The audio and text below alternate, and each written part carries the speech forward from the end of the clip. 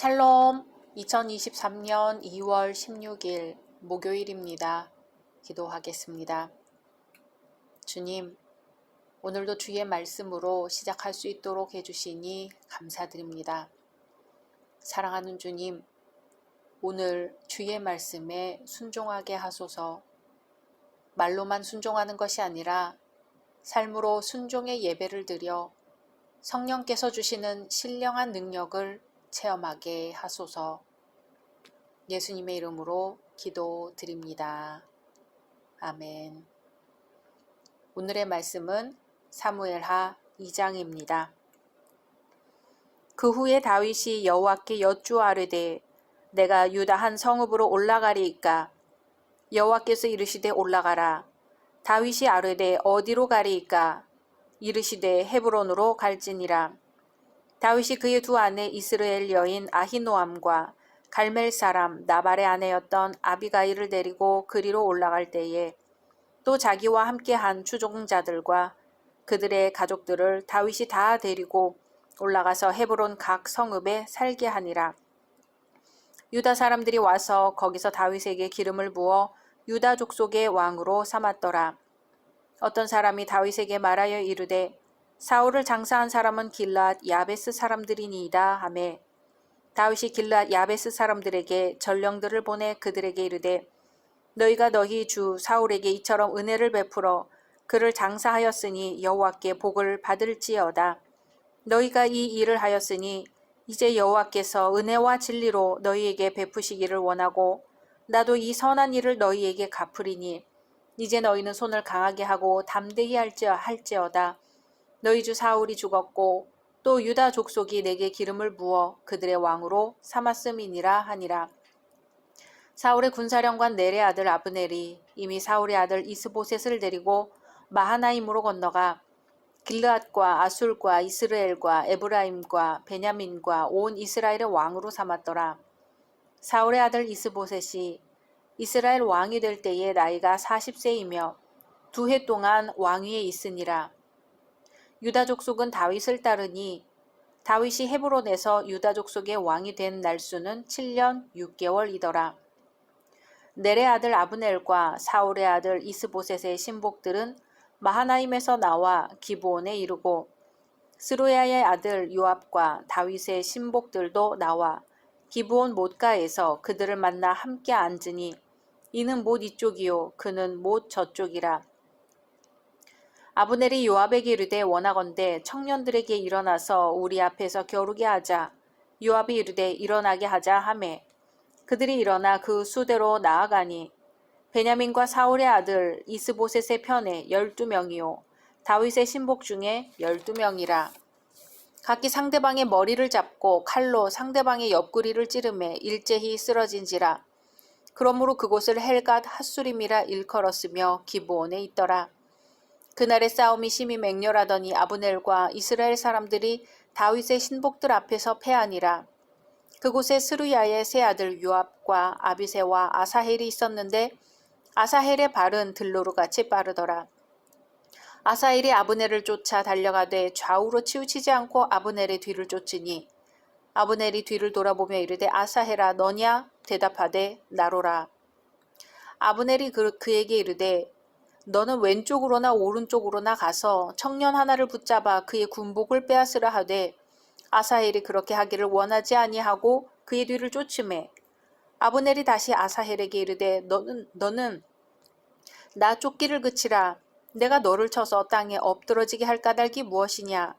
그렇게 하면 내가 어떻게 네 형 요압을 대면하겠느냐 하되 그가 물러가기를 거절하매 아브넬이 창 뒤끝으로 그의 배를 찌르니 창이 그의 등을 꿰뚫고 나간지라. 곧 그곳에 엎드러져 죽음에 아사헬이 엎드러져 죽은 곳에 이르는 자마다 머물러 섰더라.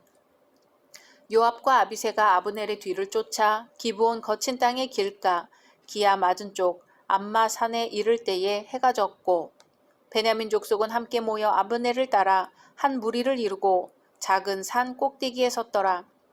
아브넬이 요압에게 외쳐 이르되 칼이 영원히 사람을 상하겠느냐. 마침내 참혹한 일이 생길 줄을 알지 못하느냐. 네가 언제 무리에게 그의 형제 쫓기를 그치라 명령하겠느냐. 요압이 이르되 하나님이 살아계심을 두고 맹세하노니 내가 말하지 아니하였다면 무리가 아침에 각각 다 돌아갔을 것이요 그의 형제를 쫓지 아니하였으리라 하고 요압이 나팔을 불매 온 무리가 머물러 서고 다시는 이스라엘을 쫓아가지 아니하고 다시는 싸우지도 아니하니라. 아브넬과 그의 부하들이 밤새도록 걸어서 아라바를 지나 요단을 건너 비드론 온 땅을 지나 마하나임에 이르니라. 요압이 아브넬 쫓기를 그치고 돌아와 무리를 다 모으니 다윗의 신복 중에 19명과 아사헬이 없어졌으나 다윗의 신복들이 베냐민과 아브넬에게 속한 자들을 쳐서 360명을 죽였더라. 무리가 아사헬을 들어올려 베들레헴에 있는 그의 조상 묘에 장사하고 요압과 그의 부하들이 밤새도록 걸어서 헤브론에 이른 때에 날이 밝았더라. 아멘. 앞장에서 우리는 다윗이 사울과 요나단의 죽음에 대하여 진심으로 애도하며 슬픔을 감추지 못한 것을 살펴보았습니다. 이제 본장에서부터 4장에 이르기까지는 사울 사후 다윗이 자신의 왕권을 다져가는 과정을 보여줍니다. 그 가운데서도 특히 오늘 말씀은 다윗이 즉위하자마자 겪은 내전에 관한 기록입니다. 1절에서 7절은 사울과 요나단의 죽음을 애도한 다윗이 이제 유다 땅 헤브론으로 돌아와 유다 족속의 왕으로 즉위하는 장면입니다. 앞서 블레셋과의 길보아 전투에서 사울이 전사하였으므로 다윗은 더 이상 신변의 위협을 느끼지 않고 망명지 시글락에서 유다 땅으로 되돌아온 것이죠. 그리고 왕으로서 최초의 사역을 수행합니다. 다윗은 왕위에 오른 후 제일 먼저 앞서 사울을 장사 지내 주었던 길르앗 야베스 사람들의 노고를 치하했습니다. 이와 같은 본문에서 우리는 사울과는 너무나도 대조적인 다윗의 신앙인격을 엿볼 수 있습니다. 첫째, 다윗은 망명지에서 돌아와 유다 족속의 왕으로 즉위하기까지 시종일관 하나님의 뜻을 물어 행하였다는 점입니다. 상황이 자기에게 유리하게 전개된다고 해서 자기 생각대로 경거망동하지 않고 하나님의 뜻이 무엇인지 물어본 것입니다. 이런 다윗의 행동은 여러 차례 사무엘의 지시를 무시하고 자기 고집대로 행동한 사울왕의 행적과 크게 대조됩니다. 둘째, 다윗은 피난 시절 자기와 동고동락한 권속들을 내치지 않았다는 점입니다. 사실 다윗의 추종자들은 다윗이 사울에게 쫓겨 유랑 생활할 때 큰 힘이 되어 주었습니다. 때문에 다윗은 이제 자신이 평안한 처지에 이르자 그 추종자들에게도 안주할 처소를 마련해 주는 등 배려를 아끼지 않은 것입니다. 이것은 다윗이 무엇보다도 과거에 자신이 입은 은혜를 잊지 않고 그에 대하여 보답할 줄 아는 겸손한 인물이었음을 드러내줍니다. 하지만 사울은 다윗의 힘을 힘입어 국난을 극복했어도 그 은혜를 저버렸었지요.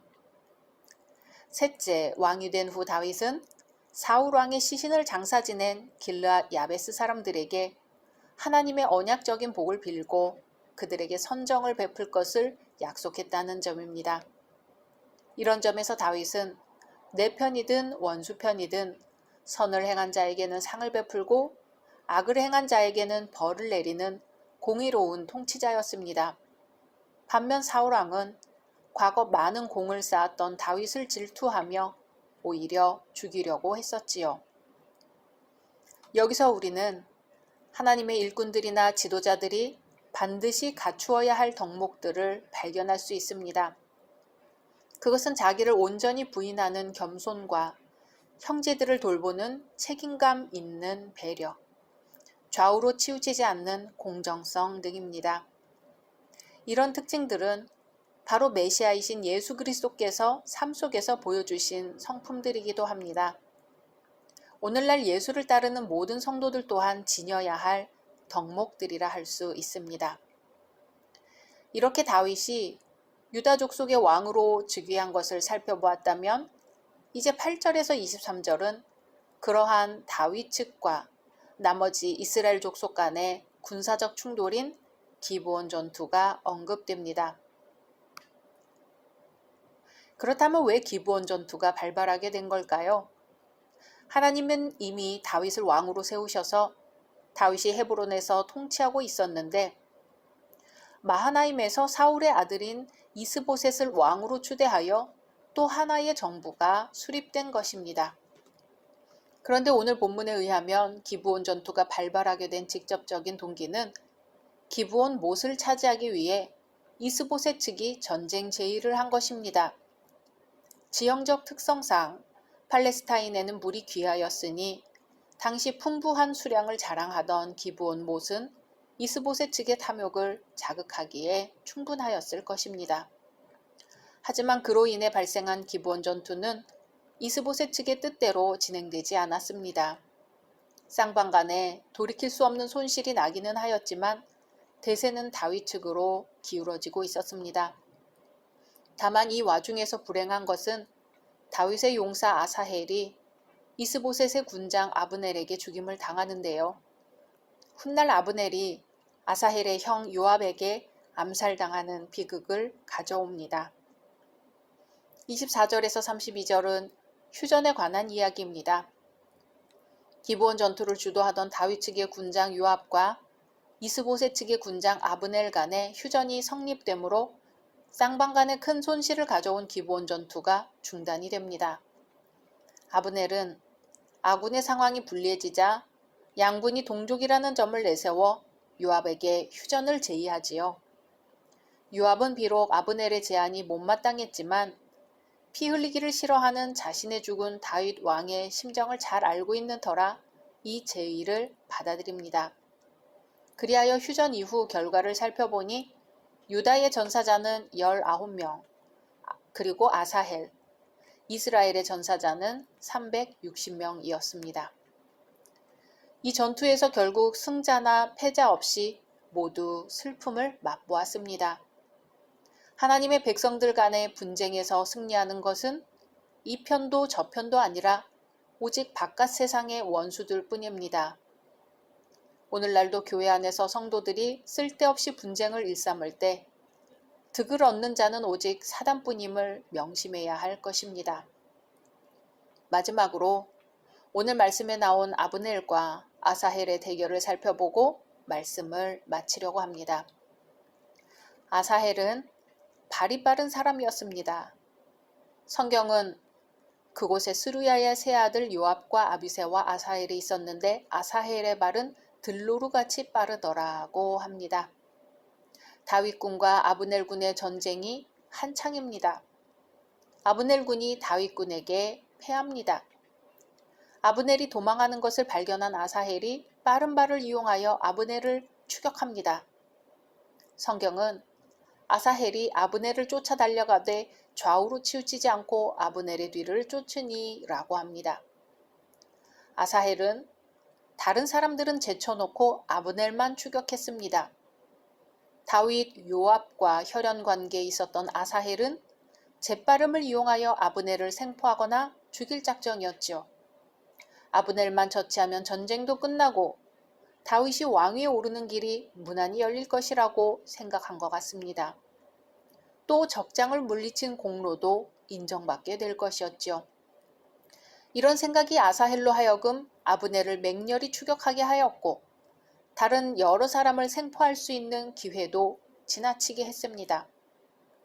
아브넬은 아사헬에게 권고합니다. 아사헬아, 너냐? 아사헬은 나로다 하고 대답합니다. 아브넬은 아사헬에게 권고합니다. 너는 좌편으로나 우편으로나 치우쳐서 소년 하나를 잡아 그 군복을 빼앗으라. 노련한 아브넬은 아사헬이 자신의 상대가 되지 못한다는 것을 알고 있었습니다. 아브넬이 아사헬을 말렸는데도 아사헬은 여전히 아브넬을 추격합니다. 성경은 아브넬이 다시 아사헬에게 이르되 너는 나 쫓기를 그치라. 내가 너를 쳐서 땅에 엎드러지게 할 까닭이 무엇이냐? 그렇게 하면 내가 어떻게 네 형 요압을 대면하겠느냐? 라고 합니다. 아브넬은 요압과 원수지간이면서도 요압을 사랑하거나 존경하거나 두려워하는 것 같습니다. 자기가 아사헬을 죽이면 그의 미움을 살이라고 생각했던 것이죠. 또 다윗이 하나님께 기름 부음 받은 사람임을 알고 있어서 결국 다윗에게 투항해야 할 때 다윗의 사령관인 요압의 동생 아사헬을 죽이는 것이 아무래도 마음에 걸렸을 수도 있습니다. 그래서 아브넬은 아사헬을 살려주려고 애를 씁니다. 그러나 아사헬은 계속해서 아브넬을 추격합니다. 아사헬은 아브넬이 자기를 두려워해서 그렇게 말하는 것으로 생각하고 옆을 돌아보지 않았습니다. 성경은 저가 치우치기를 싫어하며 아브넬이 창 뒤끝으로 그 배를 찌르니 창이 그 등을 꿰뚫고 나간지라. 곧 그곳에 엎드러져 죽음에 아사헬에 엎드러져 죽은 곳에 이르는 자마다 머물러 섰더라고 보도합니다. 사람은 종종 자신의 재능을 지나치게 믿는 교만으로 화를 당합니다. 아사헬의 빠른 발이 그에게 유익을 주지 못했고 오히려 운명을 재촉했습니다. 그 재빠름으로 죽음에서 도망치지 못하고 오히려 죽음과 마주치게 된 것입니다. 우리는 우리에게 있는 재능을 어디에 쓰고 있을까요? 재능을 하나님의 영광을 위해 사용하여 덕이 되면 좋겠지만 재능을 자신의 욕심을 위해 쓰다가 그 재능이 오히려 자신에게 도구로 돌아올 수가 있습니다. 왕위에 앉았다가 교만해진 사울처럼 말이죠. 매일매일 우리는 더욱 겸손해져야 합니다. 더욱 기도해야 합니다. 더욱 하나님의 은혜를 구해야 합니다. 성령의 인도하심을 받아야 합니다. 오늘 우리의 삶을 성령께서 주장해 주시기를 소원합니다. 각자 말씀 묵상하신 후 주기도문으로 마치겠습니다.